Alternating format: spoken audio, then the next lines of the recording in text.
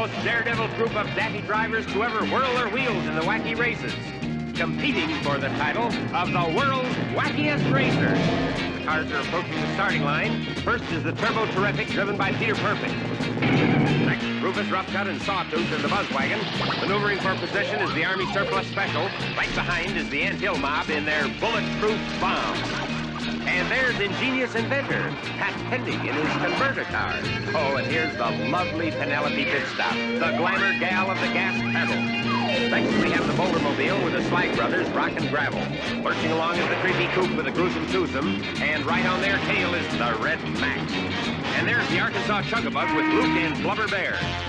Sneaking along last is that mean machine with those double-dealing do-batters, Dick Dastardly and his sidekick, Muttley. And even now, they're up to some dirty trick, and they're off to a standing start. And why not? They've been chained to a post by Shifty Dick Dastardly, who shifts into the wrong gear. And away they go on the way out wacky races. Gary Jeremy's Truck Series came to the Watkins Glen International Speedway for 62 laps. And this is going to be the longest race of the season, as they were also going to be running the boot section of the road course. It didn't take long for the action to get going, as the pole setter Justin Morton would lead the field down to the green flag with Brett Pancari and Cody Fowler, James Walker all trying to hunt him down. But as they came into turn 1, Morton locks up the brakes and goes way wide and exits the corner. Pancari would get to the inside, and already we had our first lead change of the race. And then a few laps later, lap number 8, there was more turn 1 action, but this time Morton gets to the inside of Pancari into turn 1, but again he locks up and goes wide in the exit of turn number 1. Pancari would get back to his inside, he would take over the race lead, and then Cody Fowler was trying to fight back and take over the number 2 spot as they went through the S section. But then they came to the inner loop and Morton was not done. Got to the inside of Pancari, entering the inner loop. They go side by side, and as they exit the inner loop, they bang doors, and Justin Morton would use that to his advantage and take over the lead from Pancari. And also in the exit, Cody Fowler would go side by side with Pancari. He would take over the number 2 spot, and then eventually a caution would come out for the caution clock on lap number 12. And then on lap number 14, after the restart, James Walker was in the lead, but then here came Raul Alves on fresher tires, and he would blow by Walker in the inner loop, and he would take over the lead for the first time in the race.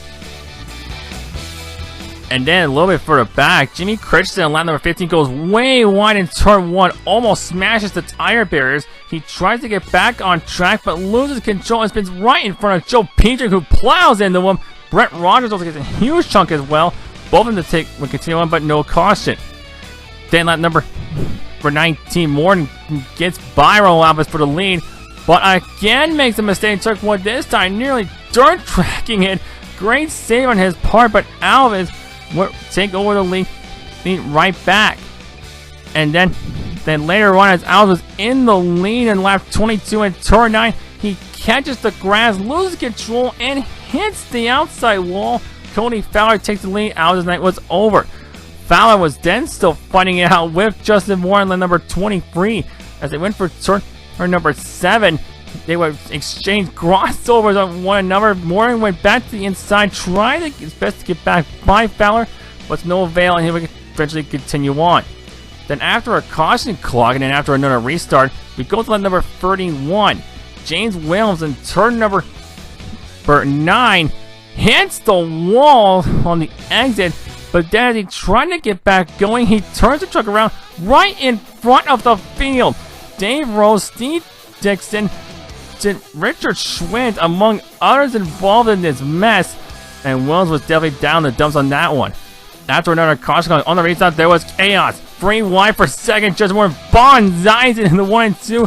There were doors banging, bumpers beating on one another, as he and Cody Fowler go side by side in the exit of turn 1 through the S section. But as they came to the top of the hill in the X section, Morton goes wide and hits the outside wall.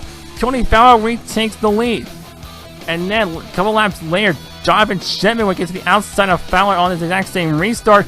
He would blow by Fowler on the exit of the inner loop. As they entered the boot, Jonathan Shipman would take over the race lead. But then his lead would be short-lived, going And for turn number 9, he gets loose, almost has it corrected, but then spins it out almost in front of the field. Luckily, no one hit him, but Shipman would continue on, but he loses the lead back to Cody Fowler.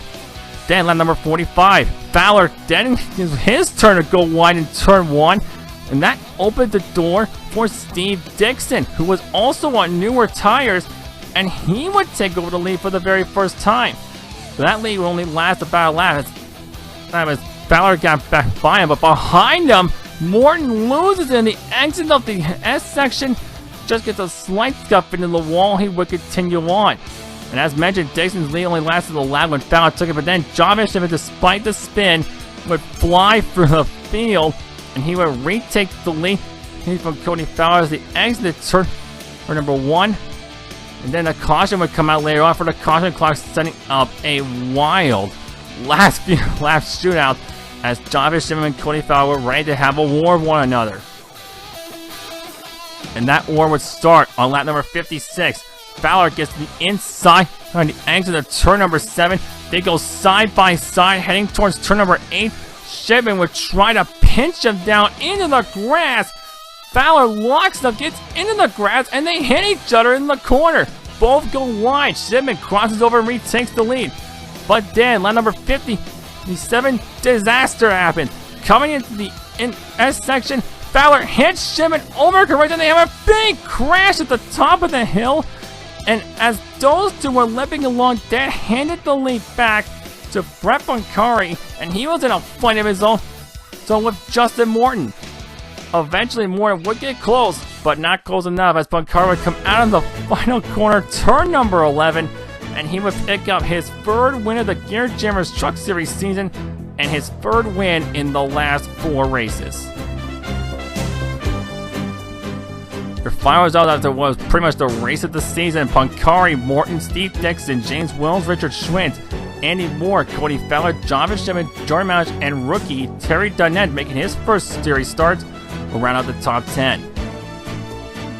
In the point standings, it's basically a 2-horse race. Laura Quintano's lead is down to 1 for Boncari.